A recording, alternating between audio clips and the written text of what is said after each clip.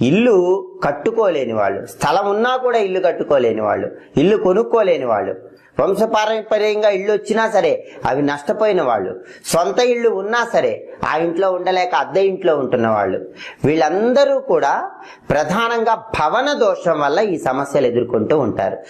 మరి ఈ భవన దోషం పోవాలంటే ఏం చేయాలంటే పరిహార శాస్త్రంలో ఒక అద్భుతమైన పరిహారం చెప్పారు. ఆ పరిహారం ఏంటంటే కందిపప్పు, మినప్పప్పు, పెసరపప్పు మర ఆడించి పిండిలాగా చేసుకున్నాక ఆ 3 పిండ్లు కలపాలి. కలిపిన తర్వాత ఆ పిండ్ల మిశ్రమంలో నీళ్లు కలిపి 11 చిన్న చిన్న ఉండల్లాగా తయారు చేసుకోవాలి. ఆ 11 చిన్న చిన్న ఉండల మీద బెల్లం ముక్కలు ఉంచాలి. అలా బెల్లం ముక్కలు ఉంచిన తర్వాత ఆ 11 చిన్న చిన్న ఉండలు బుధవారం పూట గోవుకి ఆహారంగా తినిపించాలి. ఇలా చేస్తే భవన దోషం అనేది తొలగి